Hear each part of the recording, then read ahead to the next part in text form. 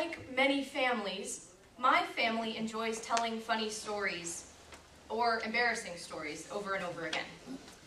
One of those stories is a Halloween story about my brother when he was about 4 years old. I'm 5 years younger than my brother, so I have no way of verifying if this story is accurate, but here's how the story goes in our family. The night of Halloween came, and my brother Mikey was dressed up like a superhero, Spider-Man.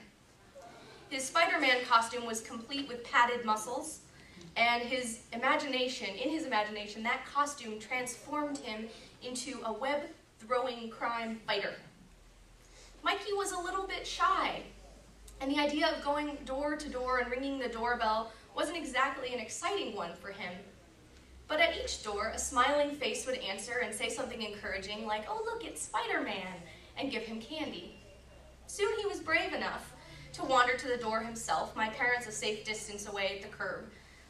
And surely that superhero costume had something to do with the swagger that he began to sport as he walked up to the door. And then disaster struck.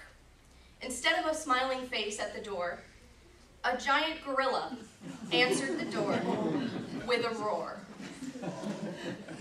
The story goes that Mikey dropped his candy and ran full speed back to my parents, where they were waiting at the curb. Trick-or-treating was over for the night, and they retreated back to the safety of home. Last month, you might remember that I told you that I had done some work in clinical psychology. And doing counseling for folks, sometimes I remember telling them, just fake it till you make it. Sometimes we just have to put on a face. We just have to put on a smile. We have to put on strength until our emotional well-being catches up. And I believe wholeheartedly that this can be a useful and very healthy thing to do. Sometimes we just have to fake it till we make it. But that advice comes with a clear caveat. It's a time-limited faking. Eventually, you have to make it, which means you have to continue doing the hard work of healing whatever caused you to not make it in the first place.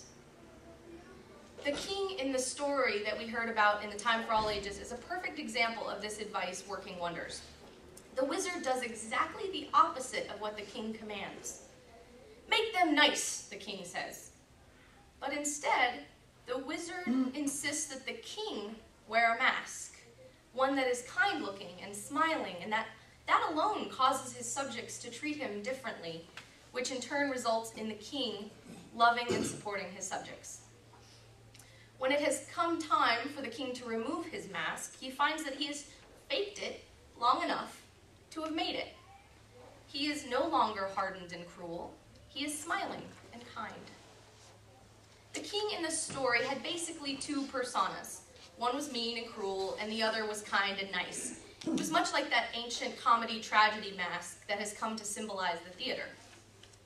In fact, the Greek word persona means character, like the ones that wore masks in the ancient plays.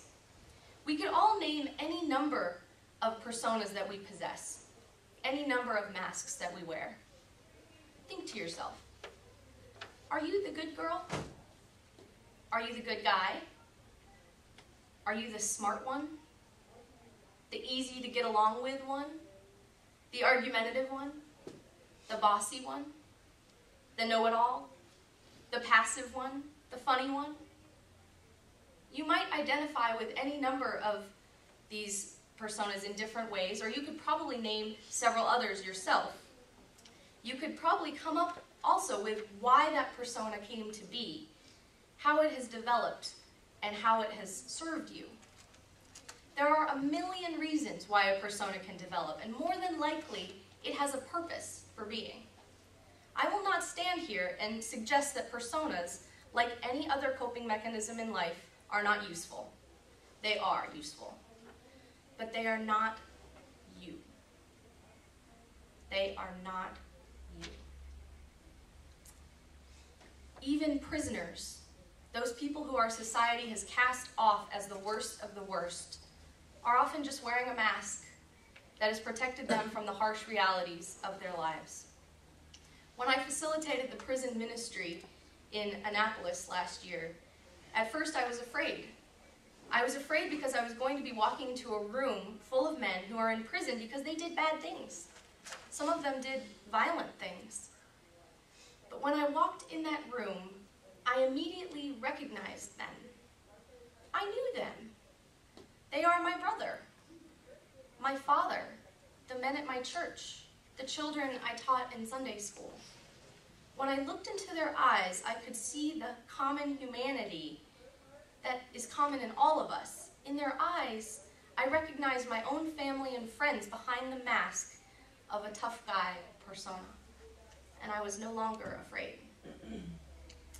As we began to work in our sessions, we explored a book written specifically to guide inmates through emotional healing.